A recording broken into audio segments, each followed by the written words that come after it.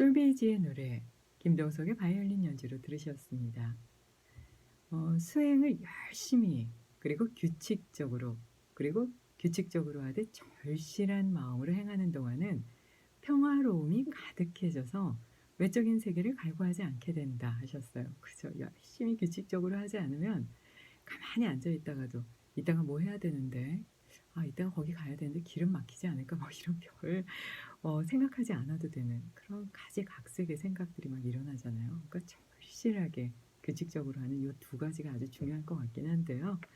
어 그렇게 할 수 있게 하는 게 바로 소함 만트라의 고유한 특징이다. 이렇게 말씀하셨죠. 그러니까 "소함은 우주적인 만트라가 된다."라고 말씀하셨는데요. 이 소함이라는 건 사전에 그냥 '나는 그것이다.'라는 뜻이 전해지는 게 아니라, 이거는 깨우쳐서 이렇게 '아 내가 이렇게 깨우쳐 보니 이런 호흡과 그런 호흡을 통해서 이런 소리가 나더라.' 하는 걸 먼저 앞선 수행자들이 가르쳐 줬기 때문에, 그래서 알게 되는 그런 소리이기 때문에 "이거는 사전적인 의미는 아니다."라고 말씀하셨어요. 그러니까 그 범어사전에 정의되어 있기 때문이 아니라 그냥 '성각자들의 깨우침의 소리다.' 이렇게 받아들이는 게 중요하다. 이렇게 말씀하셨죠. 그러니까 소리에 집중하기보다는 내면의 신성함에 집중하는 게 훨씬 더 소함 만트라를 정확하게 하는 그런 방법이 아닐까 싶습니다. 라디오 힐링 요가 시간입니다. 오늘은 이제 연휴 끝나면서 '어떤 것들 때문에 조금 고민하시게 될까?' 하고 이렇게 좀 주변에도 알아보고 제 삶도 살펴보니까, 이런 상황에서 상대방의 입장에서 배려하기가 참 어렵죠. 환절기에다가 연휴 지나고 나서 경제적인 부분도, 인간관계도, 시간도 많은 갈등이 있을 수 있는 그런 기간이잖아요.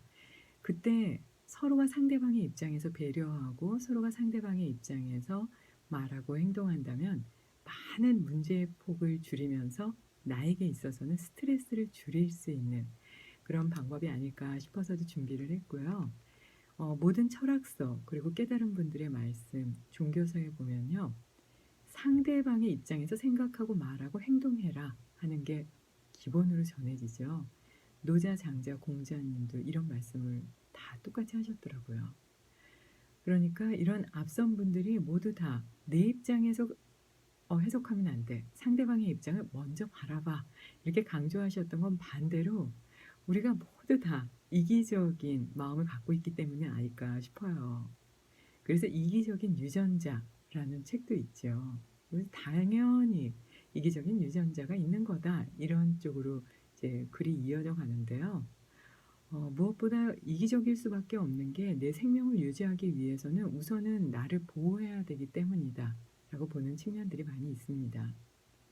근데 인제 우선 기본적으로 나에 대해서 무시하면 안 되겠지만, 타인의 입장에서 '아 이건 내가 싫으니 상대방도 싫겠구나. 내가 좋으니 저도 좋아하지 않을까? 그럼 그에게 이걸 아낌없이 나눠야 되겠다.'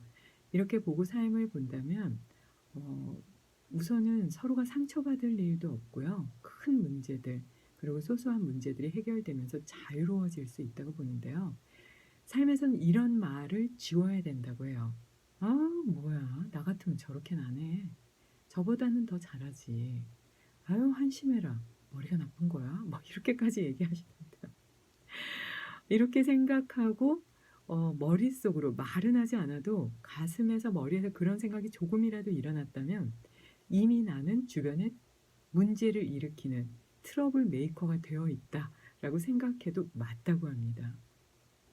우선 그 생각이 들어오는 순간요, 화가 일어나게 되고요. 보통 "어머 나 같으면 저렇게 안 해. 어머 한심해라." 이러진 않잖아요.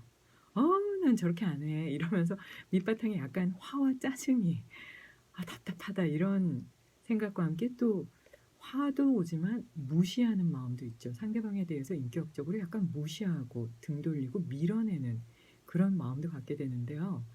이때 놓치는 게, 내가 그런 마음을 내면 그런 씨앗을 뿌린 거기 때문에 상대방도 나에게 화를 내고 나를 인격적으로 무시하고 밀어낼 때 죄책감조차 느끼지 않게끔 내가 이미 씨와 밭을 만든 그런 상황이라고 봅니다. 그래서 내가 그 상황에 처했을 때 '나는 저 사람처럼 행동하지 않을까? 확신할 수 있을까?' 이렇게 잣대를 나에게 돌려서 우선은 좀 스스로를 반성할 수 있는 그런 시간을 갖는다면 어리석은 말과 행동을 하게 되지 않을 텐데요. 이때 중요한 건 거친 말을 할 때요. 그 말은 상대방에게 전해지기보다는 더 큰 울림으로 내 뇌와 중추신경, 말초신경, 오장육부에 그대로 새겨진다고 합니다. 내 삶이 내가 한 말대로 된다는 건 그만큼 강하게 새겨지기 때문에 그 향기를 따라서 갈 수밖에 없다고 보지요. 내비게이션을 그쪽으로 킨 걸 텐데요. 그래서 무엇보다 중요한 건 상대방의 입장에서 3, 4 이런 3번 생각하고 한 번 말하는 이거를 일상화하면 좋을 것 같아요. 숲이 속담에 이런 말이 있다고 합니다. 첫 번째, 그 말이 사실인가? 두 번째, 그 말이 꼭 필요한가? 세 번째, 이 말이 따뜻함을 담고 있는가? 이렇게 세 가지를 살피고 조심스럽게 한 단어를 말할 때 후회될 일들이 조금은 적어진다고 하는데요. 그렇게 되면 천수경의 정구업진언 그리고 팔정도에서의 정행을 조금은 어 잘하는 그런 방법이 되지 않을까 싶어요. 서로를 배려함으로써 원활한 관계를 가질 수 있는 그런 방법들 명상호학과 함께 정리해 봤습니다.